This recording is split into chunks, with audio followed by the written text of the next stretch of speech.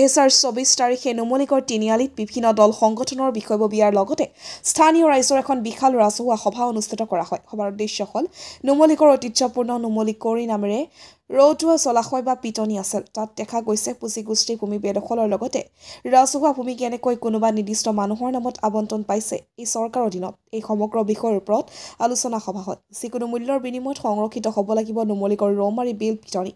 উচ্ছেদ হ'বই লাগিব বনিয়াই নিৰ্মাণ কৰা ইটাভাটা ৰিসৰ্ট হোটেল আৰু অন্যান্য বুৰঞ্জী প্ৰসিদ্ধ নুমলীকৰী অস্তিত্বৰ নুমলীগড়ৰ নাম জীয়াই ৰখাৰ স্বাৰ্থত শনিবাৰে নুমলীগড় তিনিআলিত কেইবাটাও দল সংগঠনৰ উদ্যোগত তথা স্থানীয় ৰাইজৰ সহযোগত অনুষ্ঠিত হ'ল গুৰুত্বপূৰ্ণ ৰাজহুৱা সভা। নুমলীগড় যি ৰৌদুৱা এই জলাশয় বা পিটনি যি বহিৰাগত মানুহে ইয়াত বেদখল কৰিছে সেই সম্পৰ্কত আমি বিশেষভাৱে আমাৰ চাৰ্কুল অফিচাৰৰ লগত আমি আলোচনা কৰিছিলোঁ, কিন্তু তেওঁলোকে আমাৰ সাধাৰণ ৰাইজৰ কথা নুশুনি খালি তেওঁলোকৰ মতে আমাৰ কামবিলাক এই পৰিচালনা কৰিবলৈ তেওঁলোকে বিচাৰে।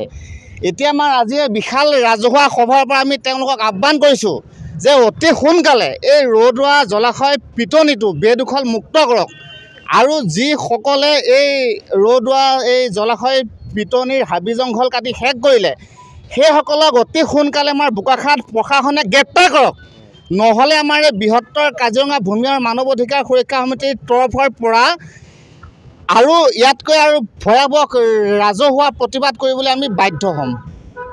আমি এটাহে বিচাৰোঁ, যিহেতু ৰৌদুৱা পথাৰখন নুমলীগড়ৰ এতিয়া এটা ইতিহাস আছে।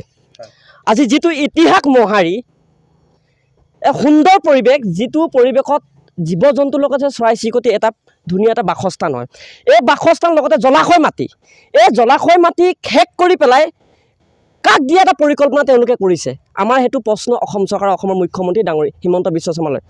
এই জলাশয় মাটিত তেওঁলোকে কাক দিবৰ কাৰণে পৰিকল্পনা কৰিছে। আমি কৈছোঁ যে জলাশয় মাটিত কিয় দিব লাগে? আপোনালোকৰ বিভিন্ন মাটি আছে কাজিৰঙাত, কাজিৰঙাৰ মাটি দিয়ক। আপোনালোকৰ নিজৰ মাটি আছে, তাত নিজৰ মাটি দিয়ক। আপোনালোকে বনিয়া গোষ্ঠীক কিয় আজিলৈকে জলাশয় মাটিক আপোনালোকে দিবলৈ বা ম্যাদী পট্টা দিবৰ কাৰণে আপোনালোকে পাৰ্মিশ্যন ক'ত পালে? সেইটো আমি এটা প্ৰশ্ন কৰিছোঁ বৃহত্তৰ কাজিৰঙা আৰু ভূমি মানৱ অধিকাৰ সুৰক্ষা সমিতিৰ পৰা। আৰু 2 নম্বৰ প্ৰশ্ন হৈছে এটা এনিমেল কৰিডৰত ইমান ডাঙৰ ডাঙৰ ৱাল দিবৰ কাৰণে পাৰ্মিশ্যন ক'ত পালে? আৰু আপোনালোকে কৈ থাকে দেখোন যে আমি হাতী সুৰক্ষা ৰাখিছোঁ, জীৱ জন্তু সুৰক্ষা ৰাখিছোঁ, ক'ত ৰাখিছে আপোনালোকে? আজি এই ৱালখন দিছে কোনজন ব্যক্তি? কাৰ চক্ৰান্তত পৰি তেওঁ যে ইমান সাহস কৰিবলৈ পাইছে যে ইমান ডাঙৰ এটা ৱাল দিবৰ কাৰণে এনিমেল কৰিডৰ হাতীৰ ইয়াত বাসস্থান কৰা এটা ধুনীয়া এটা পৰিৱেশত তেওঁলোকে বিনষ্ট কৰিবৰ কাৰণে ইমান ডাঙৰ ৱাল দিবলৈ তেওঁলোকে পাৰ্মিশ্যন ক'ত পালে? বোকাখাটৰ বিধায়ক অতুল বৰা ডাঙৰীয়াই ইয়াক লৈ আজিলৈকে কিয় নিমাত হৈ আছে? যিকেইজন মানুহে ইয়াত ম্যাদী পট্টা পাইছে, আবণ্টন পট্টা পাইছে, জলাশয় মাটি তেওঁলোকক আবণ্টন পট্টা দিবলৈ ক'ত অধিকাৰ পালে? অসমৰ মুখ্যমন্ত্ৰীয়ে প্ৰশ্ন কৰিছেনে? কোন ব্যক্তি পাইছে আপোনালোকে তথ্য আছেনে? আমাৰ লগত স্পষ্টকৈ তথ্য আছে। অতুল বৰাৰ লগত যি মানুহ সদায় হুৱে পাখৰে ঘূৰি থাকে তেওঁলোকৰ নামত স্পষ্টকৈ ইয়াত আবণ্টন পট্টা পাইছে।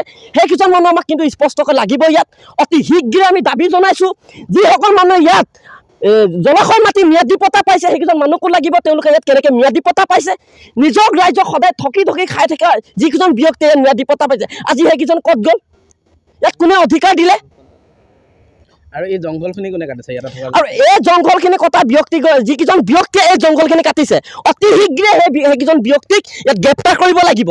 এনেকৈ সদায় অসম চৰকাৰে চকু মুদি থাকিলে, জনসাধাৰণক হাৰাশাস্তি কৰি থাকিলে কিন্তু আমি ইয়াত কেতিয়াও মানি ল'ব নোৱাৰোঁ। অতি শীঘ্ৰে যিকেইজন মানুহে ইয়াত জংঘল কাটিছে, যিকেইজন মানুহে জলাশয় মাটি বেদখল কৰিছে অতি শীঘ্ৰে গ্ৰেপ্তাৰ কৰিব লাগিব।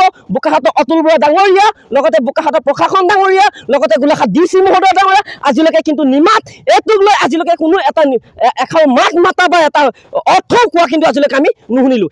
এইটোক লৈ কিন্তু অতুল বৰা ডাঙৰীয়া বৃহত্তৰভাৱে একদম তাত সাংঘাতিক হিচাপে ফেল হৈছে। কিন্তু ইয়াত আমি দাবী জনাইছোঁ অতি শীঘ্ৰে এই জলাশয় মাটিত কোনো আমাৰ টুৰিজিম দৰকাৰ নাই, আমাক ফ্লাইটো বৰ কোনো দৰকাৰ নাই। অতি শীঘ্ৰে এই গছ গছনি যেনেকৈ আছে সুৰক্ষিতভাৱে ৰাখিব।